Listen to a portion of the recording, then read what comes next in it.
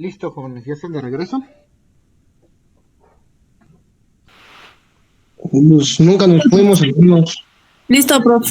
Muy bien, gracias, niños. Retomamos entonces, ya en esta segunda parte.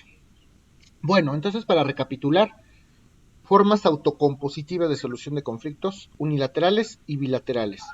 Dentro de las unilaterales tenemos al desistimiento y al allanamiento. El desistimiento se puede dividir en desistimiento de la acción o desistimiento de la demanda o de la instancia. Bilateral tenemos a la transacción judicial, eso es todo. Cuando hablamos de los métodos heterocompositivos,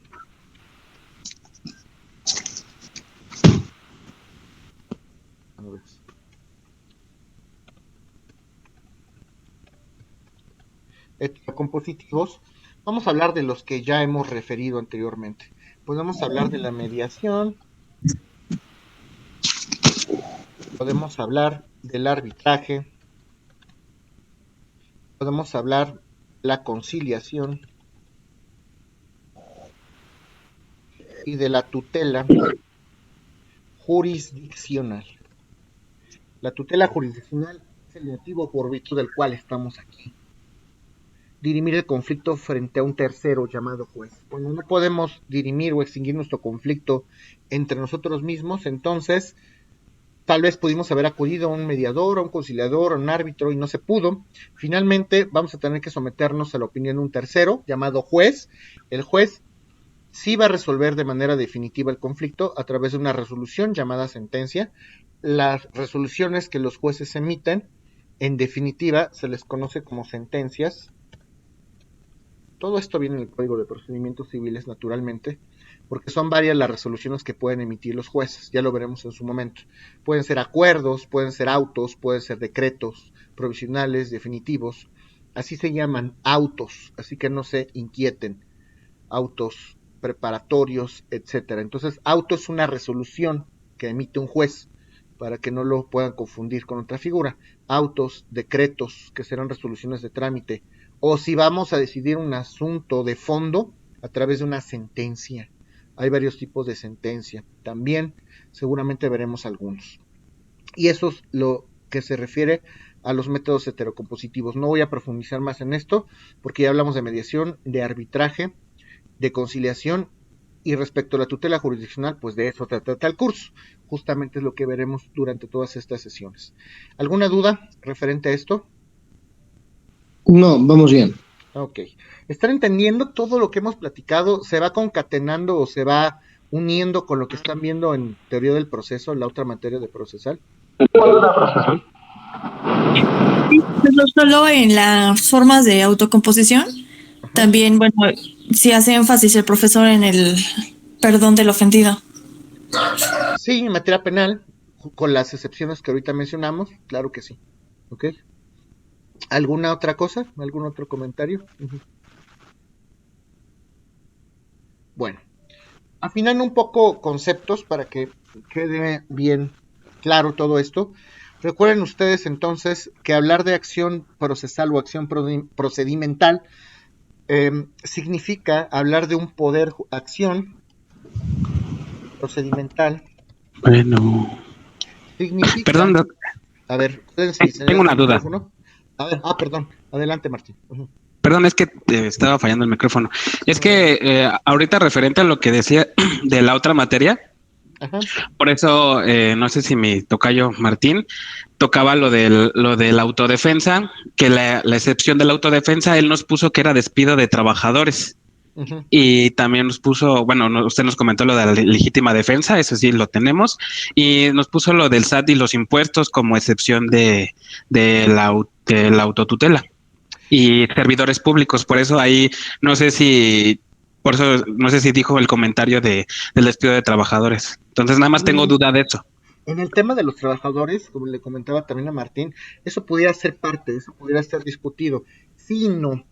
Sí, porque finalmente el trabajador es el que toma la decisión.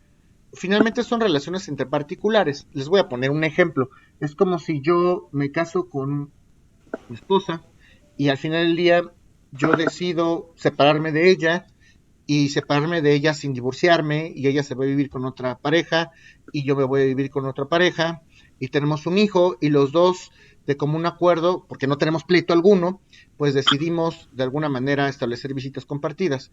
Entonces, pues, ¿qué significa eso? Eso significa que como decidí yo separarme de ella, esto es hablar de autocomposición, porque yo decidí resolver el conflicto así, pues sería un poco llegar a este extremo. Pero lo que sí está interesante es el tema de aterrizar en las juntas de conciliación, el caso en el que un patrón pudiera hacer del conocimiento de la junta, oye, yo di de baja a una persona, porque ya está involucrado un tercero.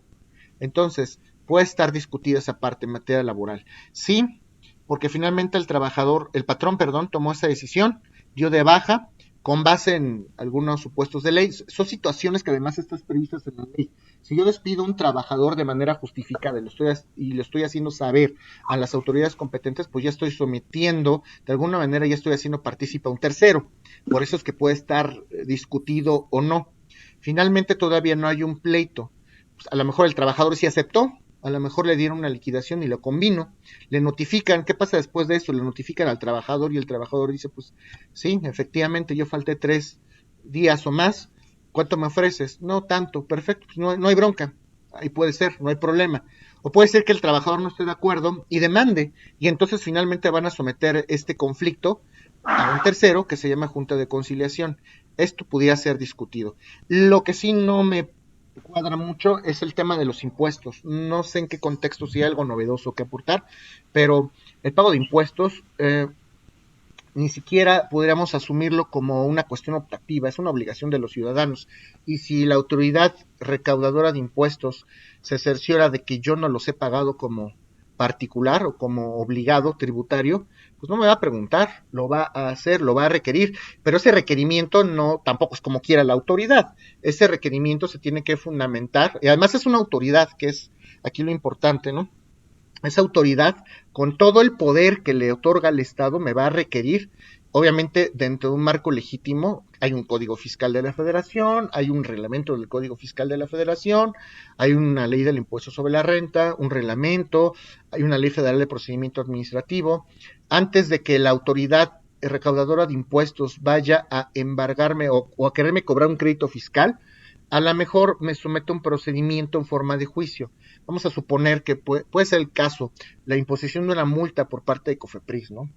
Oye, tú estás vendiendo medicamentos caducos, entonces voy a hacerte un procedimiento de verificación, pero dentro de este procedimiento de verificación, yo lo hago además autoridad administrativa, dependiente del Poder Ejecutivo, te voy a dar un plazo para que puedas exponer y ofrecer pruebas para saber si es cierto o no que estás cumpliendo con la normatividad.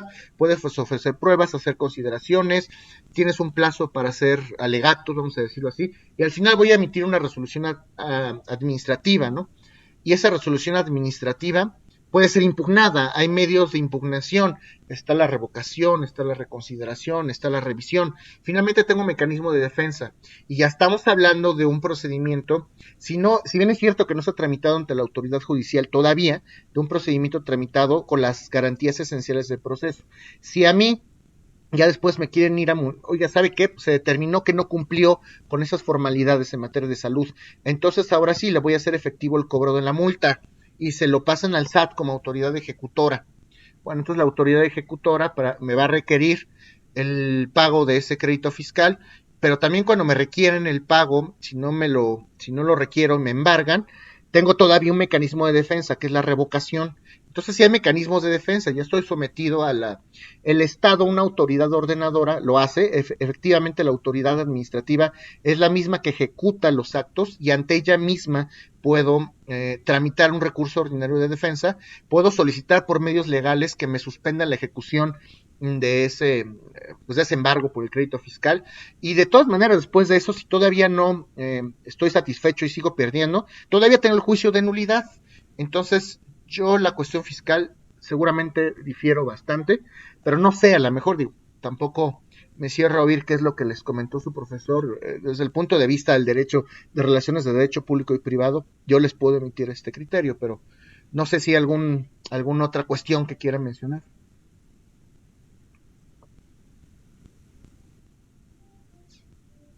¿O me di a entender o no, Martín?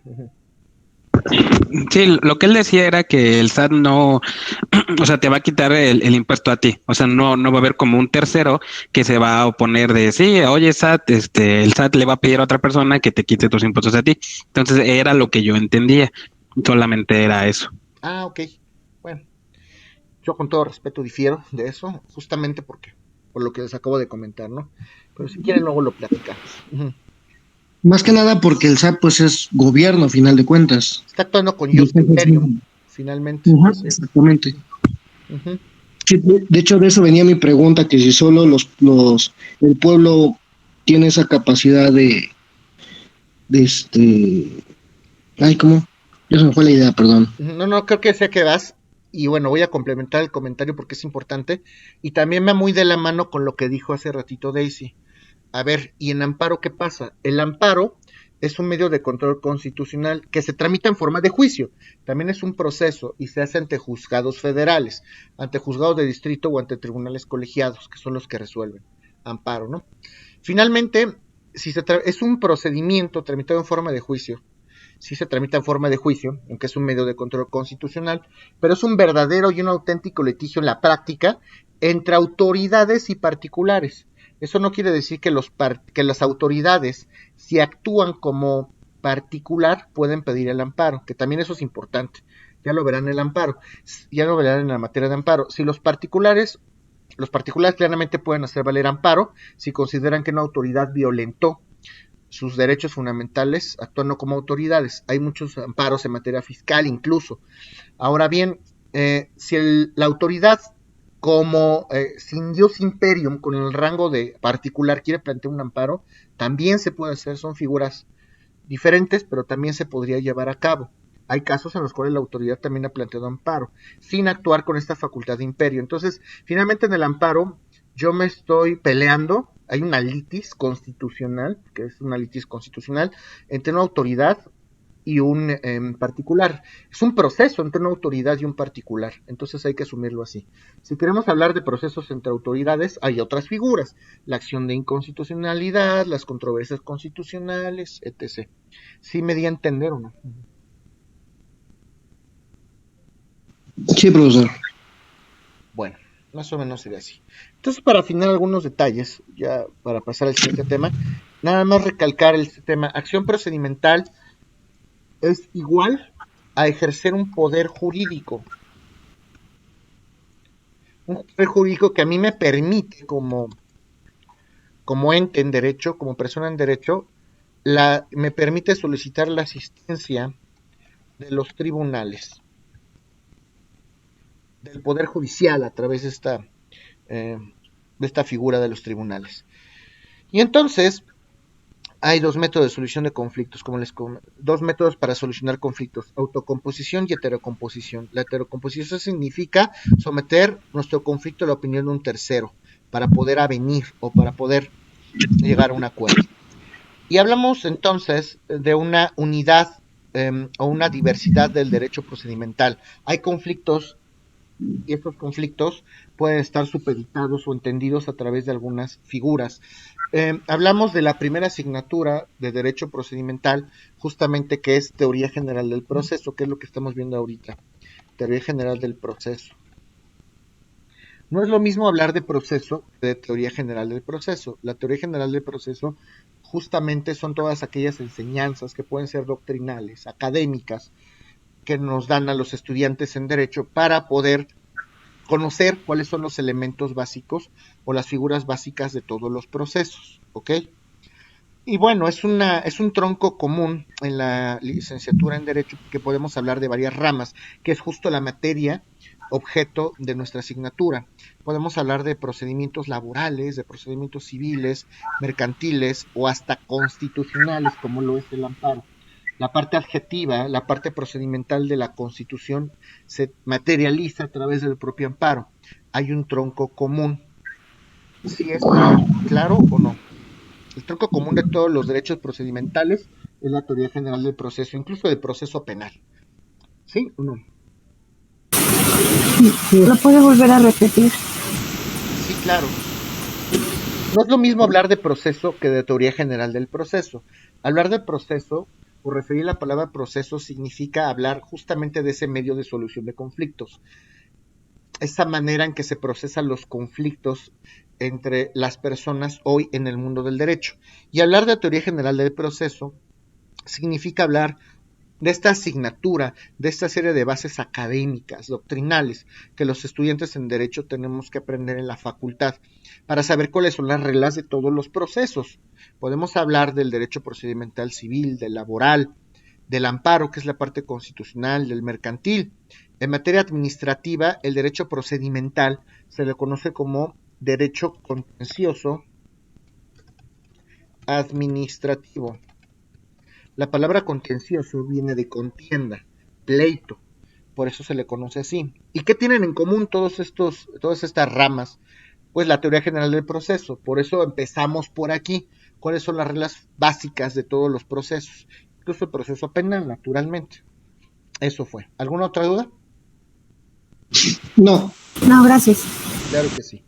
Obviamente, todas estas leyes adjetivas procedimentales se le conocen, como he dicho, todo lo referente a los procesos se le conoce como la forma del derecho o la parte adjetiva, derecho adjetivo o derecho de forma. Al hablar de derecho de forma o derecho adjetivo, estamos hablando de derecho de los procedimientos. Al hablar de derecho de fondo o derecho sustantivo, que también ya lo dijimos, es estar hablando de la sustancia misma del derecho. ¿Qué son las figuras? ¿Qué son los conceptos generales? ¿Qué son los alimentos? ¿Qué es el matrimonio? ¿Qué es un contrato de donación? ¿Qué es un delito? ¿Qué es un acto administrativo? ¿Qué es un comerciante en derecho? Y eso es derecho sustantivo o fondo del negocio. Una cosa es hacer valer un derecho conforme a un proceso, que esas son las reglas adjetivas, y otra cosa es saber qué derecho estoy defendiendo, qué derecho sustantivo estás defendiendo. En cuanto a la sustancia, ¿qué derecho sustantivo estás defendiendo? Pues una pensión alimenticia es una figura que existe en el Código Sustantivo Civil, en el Código Civil para la ciudad, para el Distrito Federal, por decirlo así. Bueno, la función judicial entonces es diversa y hay varios conceptos que vamos a estudiar de manera muy general en estas próximas sesiones para poder hablar de conceptos tales como lo es un juez, un tribunal, para poder hablar de conceptos como lo es la competencia, cuáles son las etapas de cada proceso, que eso es lo que nos ocupa en esta clase. Hablar de las diversas maneras y etapas que se deben desarrollar en un proceso determinado, cuántas instancias hay, qué es una sala, qué es un tribunal unitario, qué es un tribunal colegiado de circuito, cómo se organiza el Poder Judicial Federal, el Judicial Local. Todos los estados de la República, como son autónomos y soberanos, tienen un Poder Judicial local. Entonces, ¿por qué hay un Poder Judicial Federal? Pues porque hay materias en derecho que son federales. ¿Y por qué hay procesos locales? Porque hay materias que son locales. Las materias que el Congreso de la Unión, el federal, legisla y no le permite legislar a los propios estados, esas son materias federales. Hay cosas que solamente puede legislar el Congreso Federal. Hay cosas que la Constitución le da permiso a los estados para poder legislar ellos mismos a través de sus legislaturas, como pueden ser las leyes civiles, el campo del derecho civil. Cada estado tiene sus propios códigos civiles, cada estado tiene sus propios códigos penales, pero en materia penal hay situaciones y hay excepciones a la regla. El Congreso, o bueno, la propia Constitución en el 73, el Congreso cada uno de los congresos de los estados es libre de hacer su propio código penal. Sí, la materia penal es local, siempre y cuando no me toque ciertos temas, como delincuencia organizada, como trata de personas, todas aquellas figuras que expresamente se prohíben trabajar a los estados y que debe de trabajar forzosamente el propio Congreso Federal. Las leyes que trabaja el propio Congreso Federal pues son federales. Por ejemplo, en la materia laboral que estábamos viendo en la mañana, pues es federal. Los estados no pueden legislar en materia federal, solo lo puede hacer el Congreso de la Unión Federal. Entonces hay una sola ley que se aplica en toda la República Mexicana. Y en penal también hay un fenómeno bien particular. En penal, si bien es cierto que los estados pueden hacer sus propios códigos penales, también hay un código penal federal cuando se comete un delito en materia federal o cuando cometemos un delito que solamente está previsto en la legislación penal federal, pero la materia adjetiva, es decir, la materia procedimental penal, eso sí es federal. Los estados de la República Mexicana no pueden hacer sus propios códigos procedimentales en materia penal, porque solamente hay un código penal adjetivo, solamente hay un solo código en toda la República Mexicana que regula los procedimientos en materia penal, y es el Nacional Código Nacional de Procedimientos Penales. Nacional, se aplica en toda la República Mexicana. Entonces, los procesos penales son federales, solamente el Congreso Federal los puede tocar y los puede legislar. Pero los delitos no. La sustancia en materia penal sí se les permite a los estados regularlo. Tú, Yucatán, puedes establecer tus propios delitos, sin que contravenga la Constitución, claro está. Tú, Guerrero, también. Pero por lo que se refiere a los procesos, yo, Congreso Federal, te voy a decir cómo tramitarlos en tu estado. ¿Sí me doy a entender o no?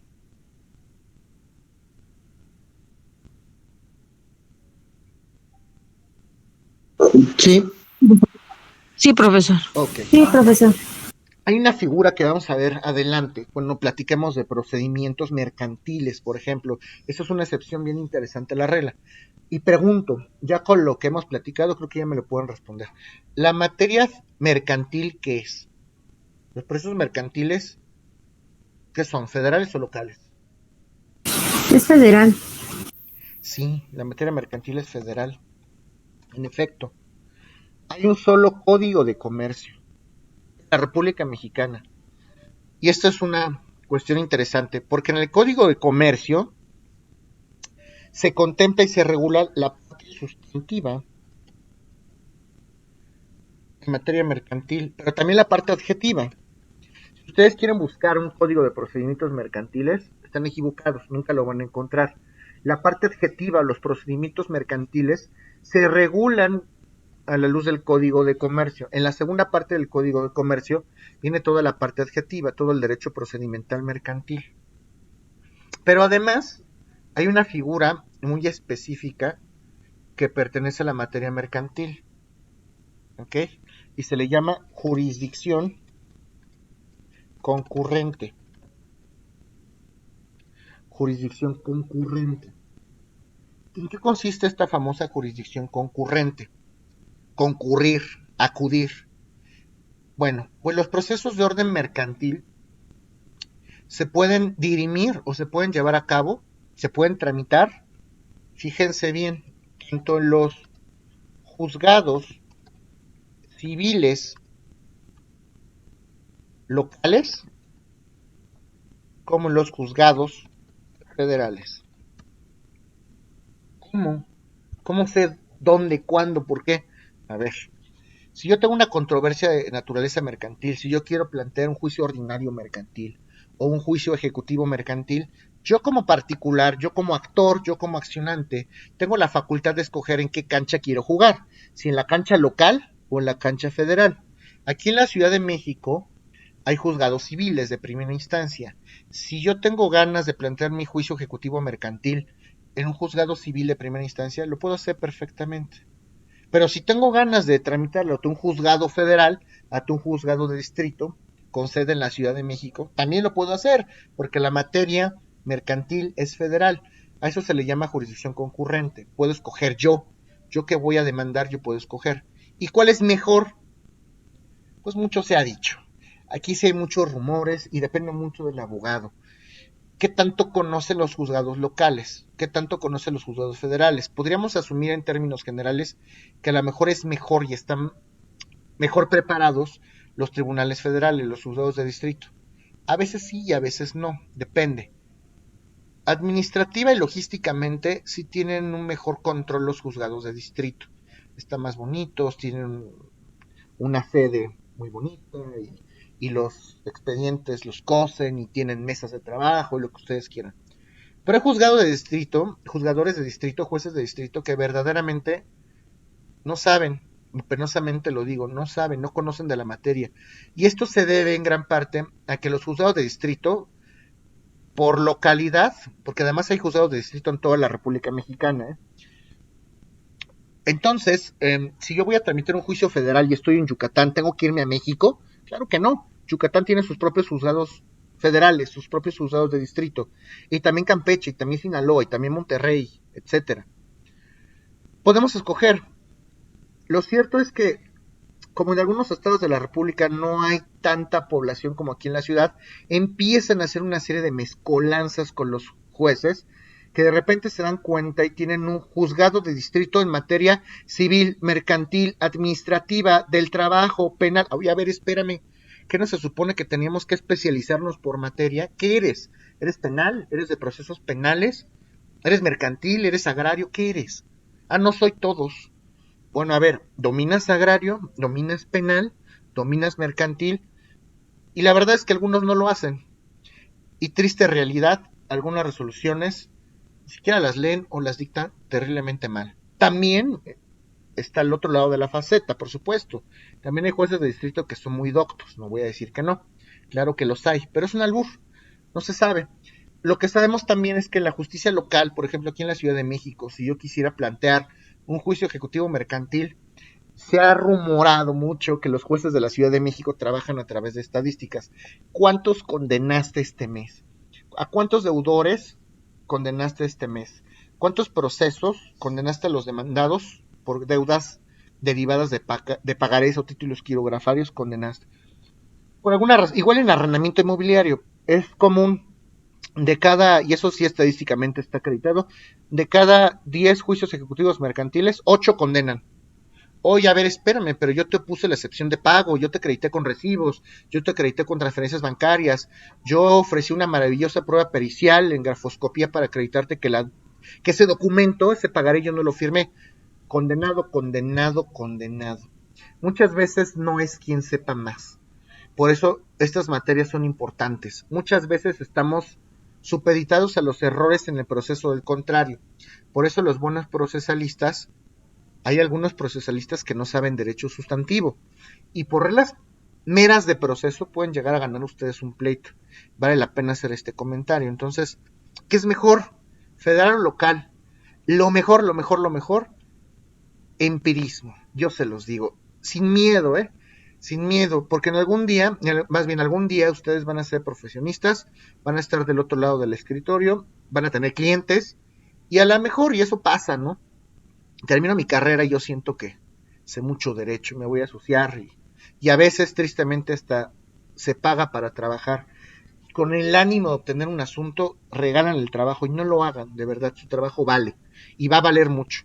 El arancel dice que por solo estudiar el asunto y se cotizan salarios mínimos o unidades de cuenta, pues por el solo estudio del asunto tendrá que estar cobrando alrededor de 18 o 20 mil pesos. Nada más por estudiar el asunto.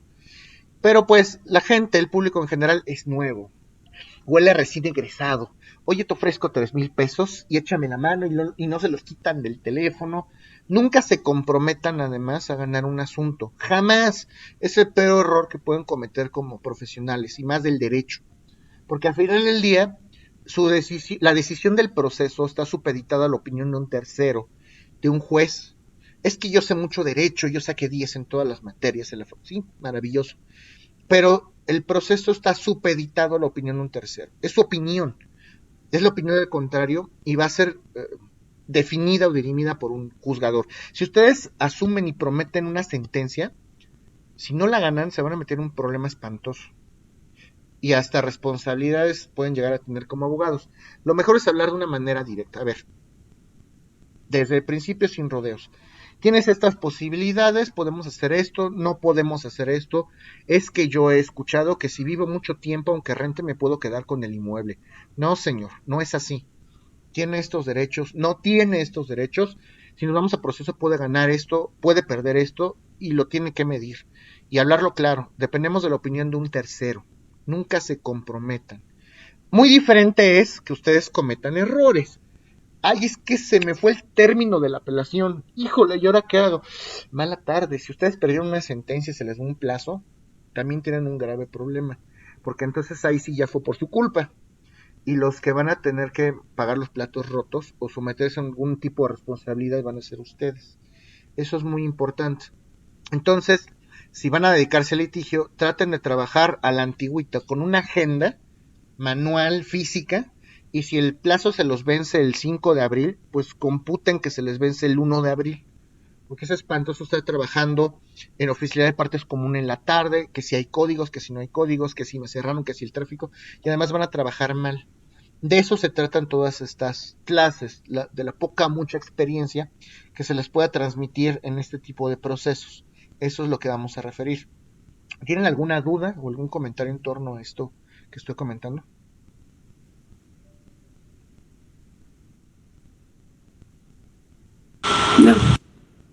Bueno, No, profe. ok. Lo siguiente que nos toca ver, gracias, lo siguiente que nos toca ver es un breve pasaje histórico. No me voy a detener mucho en esto, trataré de hacerlo lo más rápido posible, pero es obligado, tenemos que verlo. Vamos a hablar de algunos antecedentes históricos de estas figuras adjetivas o procedimentales. Y podemos hablar justamente de algunas influencias prehispánicas, de algunas influencias internacionales. Vamos a hablar de derecho prehispánico, vamos a hablar de algunas cuestiones prehistóricas, vamos a hablar de Roma evidentemente, pero lo vamos a hacer de una manera muy digerida y muy rápida, porque muchas cosas son las que tenemos que ver y de ninguna manera nos interesa atorarnos en esta parte histórica, ¿ok? Entonces, el siguiente tema sería los antecedentes históricos del derecho procedimental. Del derecho procedimental. Y bueno, primero, antes de todo, podríamos hablar del derecho mexicano, de nuestro México. Tendremos que hablar cómo funcionaron antes nuestras instituciones jurídicas, cómo funcionaban antes los tribunales, para poder entender cómo funcionan hoy. Ustedes al estudiar el primer semestre de esta licenciatura, de la licenciatura en Derecho, no criminología, licenciatura en Derecho, porque estamos hablando de cosas jurídicas, tendrían que entender algunas cosas. Tendrían que entender que en la materia constitucional, antes de estudiar Derecho Constitucional, ustedes debieron haber estudiado una asignatura que se llama Historia del Derecho Mexicano, para entender cómo se regularon y cómo eran las instituciones en este continente americano prehispánico. ¿Cuál era el derecho procedimental con los mexicas, con los aztecas, con otros pueblos? ¿Qué pasó en la Nueva España? ¿Qué pasó después de la Nueva España en el México independiente? ¿Qué procesos existían? ¿Cuáles son los antecedentes más remotos? Y conforme a la historia del derecho mexicano, hablamos de tres periodos: del derecho precortesiano, del derecho cortesiano y del derecho postcortesiano. Cortés, Hernán Cortés. Antes de Cortés, cortesiano. Cortesiano durante la invasión de los españoles, durante la imposición del gobierno que impuso Cortés. Y postcortesiano, después del gobierno de Cortés, ya cuando éramos el México independiente. Entonces el derecho mexicano, que es una materia que debían de llevar previamente a derechos humanos o a teoría general del Estado, y obviamente al derecho constitucional, se divide en estas tres etapas: el derecho precortesiano, antes de Cortés; derecho indígena, derecho mexica, derecho azteca; derecho cortesiano, qué pasó cuando éramos Nueva España, qué leyes había; y el derecho postcortesiano, qué pasó ya cuando éramos el México independiente. Y vamos a empezar entonces hablando por la época precortesiana. Antes de Cortés, ¿qué pasó antes de Cortés en la época precortesiana? Y podemos hablar de instituciones propias del derecho indígena y derecho azteca o derecho mexica. No es lo mismo, y eso lo platico, siempre lo digo a mis grupos. No confundan mexicas con aztecas. Mexicas son los que vivían en Tenochtitlan. Aztecas son los que vivían en Aztlán. De acuerdo a la leyenda fantástica de la serpiente emplumada de Quetzalcóatl, se habló de una profecía, una serie de humanos caminando, unos nómadas que estaban buscando la tierra prometida para poder asentarse. Hablamos de una epifanía consistente en un territorio pantanoso, tal vez, acuoso tal vez, y en medio vamos a encontrar un presagio, que es un águila parada en un nopal devorando una serpiente. Ese es justamente el presagio del que se hablaba en esta época. Los que descubrieron esa región, esta águila devorando a la serpiente parada en un nopal, esos son los aztecas, no son los mexicas, y ellos se situaron en Aztlán. que no es lo mismo que hablar de Tenochtitlan o de los mexicas. Eran regiones totalmente diferentes, eran pueblos totalmente diferentes. Y hablamos de algunas instituciones propias del derecho azteca. Para empezar, tenemos que entender que los mexicas, hablando de los mexicas, todas estas civilizaciones eran politeístas. Creían en varios dioses. Un gobierno politeísta o un gobierno teocrático significa que va a basar el gobierno o su estructura política con base en sus propios dioses, como era el caso de nuestros antepasados en Tenochtitlan. Los sacerdotes entonces trataban o auxiliaban al Hueytlatoani, que era la persona que se asumía como un líder político, lo auxiliaban para entrar en comunión con el mundo de los muertos, con el famoso Mictlán, donde podía tener contacto este Hueytlatoani con las divinidades para tomar las mejores decisiones políticamente hablando. Entonces, a través del famoso Peyotl, hoy conocido como Peyote, pues podía tener acceso el señor Hueytlatoani y tomar las mejores decisiones. Y además, bastante supersticiosos, hablaban de presagios. Cuando se aproximó, justo fue con Moctezuma II, no es Moctezuma, es Moctezuma II, justo fue con él cuando empezaron los presagios malditos referentes a la conquista. Veían los cometas, veían las estrellas y eso lo asumían como un presagio negativo.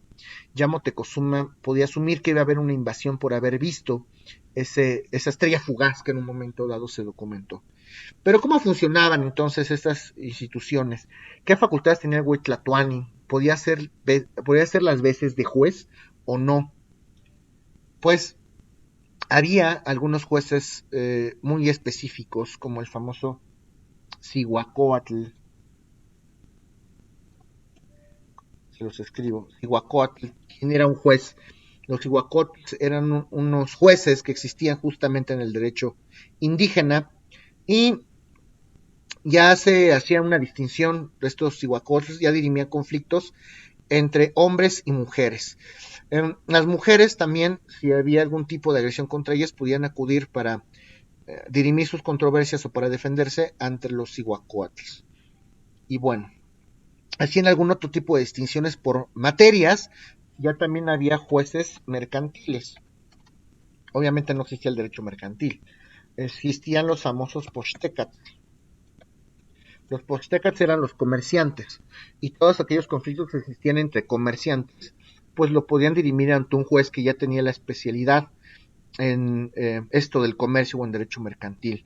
Los tlaxcaltecatls fueron algunos también de los pueblos prehispánicos que se caracterizaron por implementar esta figura de la especialización por parte de los jueces.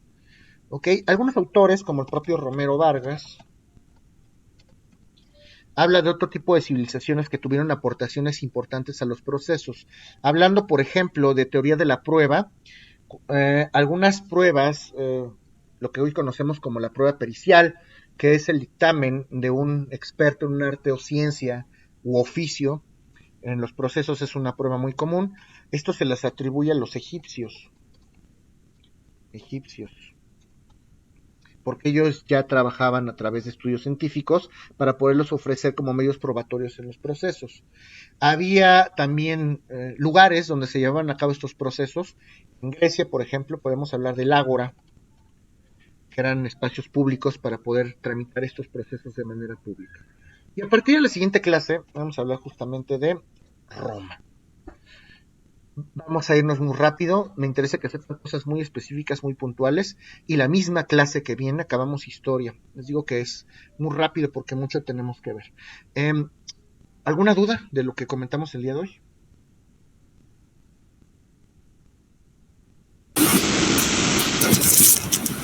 Muchas, pero están los videos. Bueno, a lo mejor hay cosas que repasar, pero si hay dudas, plantéenmelas, porque sí va a ser importante. Sí, tengo muchas Yo dudas. tengo una duda, profesor. A ver, adelante. ¿Los pochtecats son los comerciantes o son jueces los que...? pochtecats eran comerciantes en Tenochtitlan. Ah, ok, de acuerdo. Sí, gracias. Daisy, a ver, Oiga, no vamos a ver precisamente las otras culturas de aquí en México, mayas, o sea, porque siento que es una mezcolanza de todas esas culturas. Vamos a profesor. ver lo más importante. Digo, te los estoy dando de manera también para reforzarles esto que no conocen, que no han visto, pero tampoco me puedo detener tanto, porque si no, lo más importante que son los procesos, no se los voy a poder enseñar. Sí les voy a hablar de las figuras más importantes históricamente hablando. Si hay dudas por ahí, me las plantean, las podemos plantear fuera de la clase y por supuesto que lo vemos. ¿Les puedo recomendar algún libro? Por supuesto que sí, lo voy a subir también a Classroom para que de ahí puedan trabajar, hablando de derecho, historia del derecho mexicano. Si tienes dudas, en serio, plantéamelas, pero no quiero detenerme tanto en historia justo por esto, ¿no? Porque hay mucho que ver. Así que no. Ok, gracias. Claro que sí. ¿Alguna otra duda? Ok. Profesor, Bueno, yo sí. tengo pues algunas dudas que a lo mejor tuvimos que haber visto Los primeros desde semestres. introducción al estudio del derecho y Ajá. que creo que pues no lo vimos. Entonces estaba pensando, justo viendo en su canal de YouTube, que tiene clases de introducción al derecho y que incluso dio recuperación de introducción. Entonces no sé qué me sugiera, si ver grabaciones de todo un semestre de algún grupo en especial, o me podría servir meterme a estas recuperaciones que dio de la materia. No sé si, bueno, puedes consultarlo, digo, si a ti te facilita, porque también está todo grabado, ¿eh? Toda introducción en recuperación justo está grabado, te va a servir mucho, a ti y a todos. Claro que pueden hacerlo, pero también pongo en la mesa esto, si tienen alguna duda de otras cosas que no vieron, búscanme, por eso les di el WhatsApp justamente. Vean los videos de introducción, sí les va a hacer bastante bien, y si sale alguna duda o algo que no entiendas, búscame y lo platicamos, ¿ok? Qué amable, profesor, muchas gracias. Claro que sí. ¿Alguien más? Profe, entonces, por ejemplo, el lunes solo vamos a terminar de ver lo que fue historia y eso, lo que dijo hoy. Pues no sé a dónde lleguemos, la idea es avanzar lo más posible.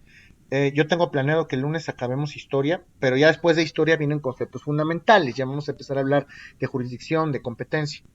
Espero que sí, no sé si solo vayamos a hablar de eso, pero yo espero que sí, ¿ok?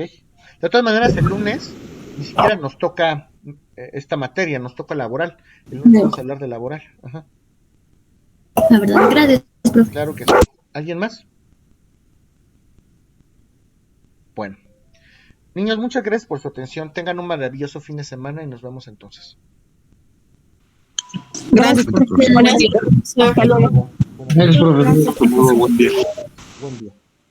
Oiga, profesor, yo tengo una duda, pero extra materia.